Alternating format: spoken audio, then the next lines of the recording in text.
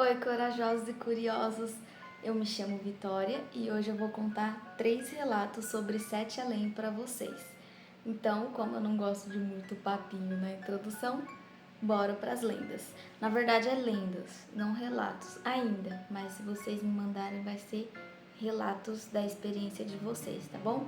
Então, bora lá! O nome da nossa primeira lenda chama-se O Passageiro de Sete Além. Lucas era um jovem motorista de aplicativo que costumava fazer corridas durante a madrugada para evitar o trânsito.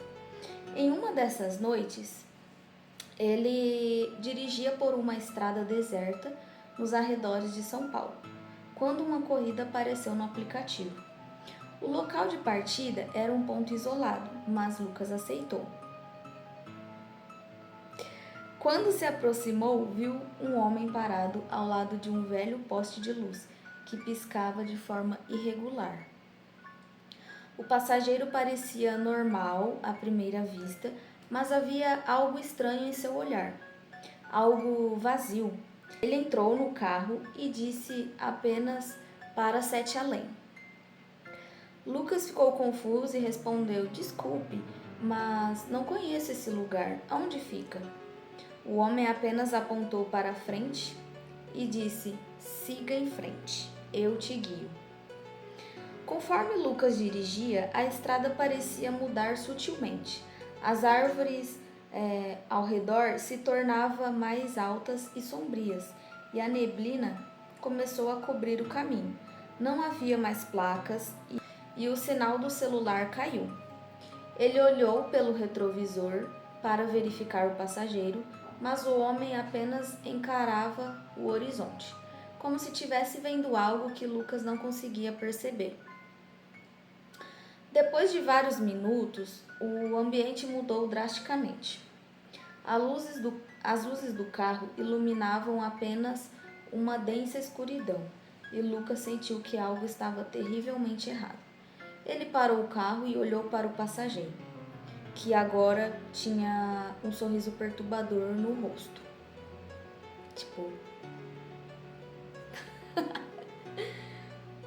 O homem apontou para fora do carro e disse: Bem-vindo a Sete Além. É melhor você não sair. Lucas sentiu um arrepio na espinha e olhou para a estrada à sua frente. Tudo parecia diferente.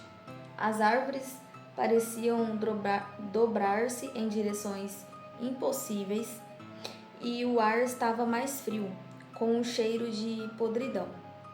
Ele decidiu dar a volta e retornar ao caminho de onde veio. No entanto, enquanto tentava fazer isso, percebeu que a estrada parecia interminável, como se estivesse dirigindo em círculos. O passageiro agora já não estava mais no banco traseiro. Desapareceu sem deixar rastros. Lucas estava sozinho, perdido em algum lugar onde a realidade parecia distorcida. Sons estranhos vinham de todas as direções, sussurros, passos e algo que soava como riso distante. Depois de horas de desespero, finalmente a estrada pareceu se alinhar novamente e ele conseguiu sair daquele lugar. Ao voltar para a cidade, Lucas verificou o histórico de corridas, mas não havia registro algum daquela viagem. Era como se o passageiro nunca tivesse existido. Desde então, ele nunca mais aceitou corridas para áreas remotas e até hoje se pergunta se o que viveu foi real ou apenas um pesadelo. Esse é o nosso relato e agora vamos para o próximo relato. O nome do nosso próximo relato ainda não. O nome da nossa próxima lenda se chama A Maldição da Casa Amaldiçoada. No interior de uma pequena cidade do sul do Brasil havia uma casa abandonada, que era conhecida pelos moradores como a Casa dos Gritos. Ela estava localizada no fim de uma estrada de terra, cercada por uma densa mata que parecia sufocar o lugar. Ninguém se lembrava ao certo de quando a casa foi construída, mas todos conheciam a história de tragédia e mistério que a envolvia. Há muitos anos, uma família morava lá, um casal e sua filha pequena, Laura. Tudo parecia normal, até que a mãe de Laura adoeceu misteriosamente e começou a ter pesadelos terríveis. Ela falava que havia algo dentro da casa que a observava e a fazia sussurrar palavras estranhas enquanto dormia. Não demorou muito para que ela começasse a ouvir vozes vindo do sótão, mesmo que ninguém morasse no andar de cima. Cada vez que tentava investigar, encontrava o sótão vazio e tinha um frio penetrante que a fazia tremer dos pés à cabeça. As coisas pioraram quando Laura, a filha, começou a agir de maneira estranha. Certa noite, a mãe a encontrou parada em frente ao espelho do corredor, sussurrando baixinho. Quando se aproximou, percebeu que a menina estava falando com seu reflexo, que não acompanhava seus movimentos. Era como se tivesse algo do outro lado do espelho, algo que falava com Laura.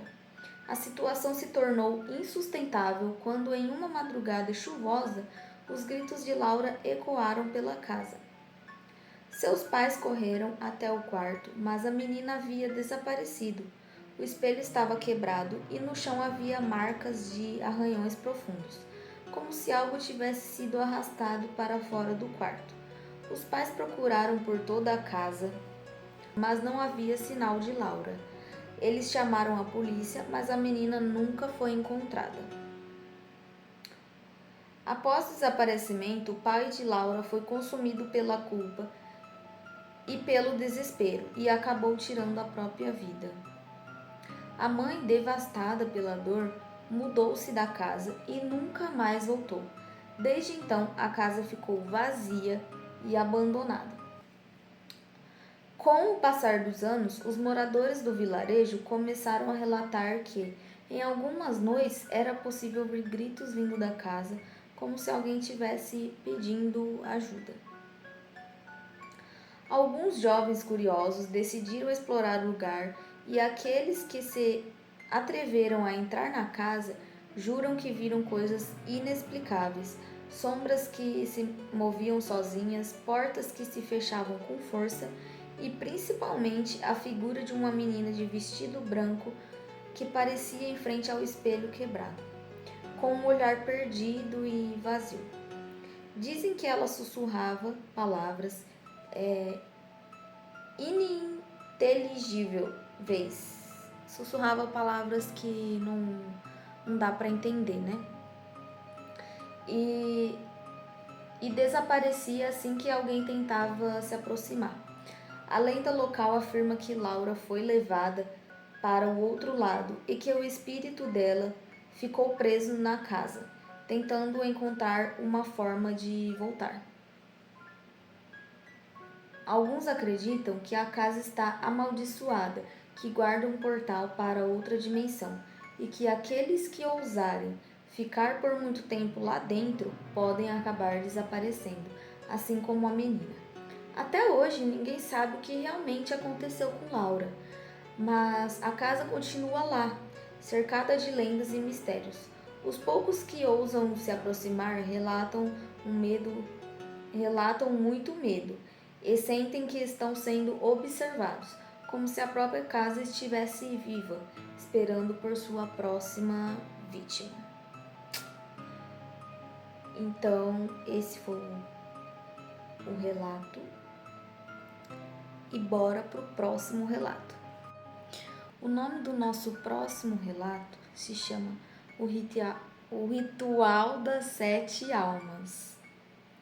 O Ritual das Sete Almas. Em uma região afastada do interior de Santa Catarina, existe uma fazenda abandonada, conhecida pelos locais como Fazenda das Sete Cruzes.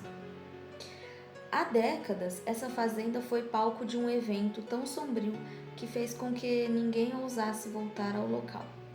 A lenda diz que, por volta de 1930, um ritual macabro foi realizado lá, envolvendo 7 pessoas que buscavam riqueza e poder a qualquer custo. Os relatos contam que um grupo de 7 amigos, desesperados por fortuna, fez um pacto sombrio com um homem que dizia ser capaz de realizar qualquer desejo, desde que fosse pago um preço adequado. Esse homem misterioso, que parecia ter conhecimentos ocultos, instruiu os amigos a realizar um ritual de invocação à meia-noite, em uma noite de lua nova. Ele deixou claro que o ritual só funcionaria se cada um dos 7 participantes oferecesse um presente ao outro lado, um objeto pessoal que tivesse profundo significado emocional.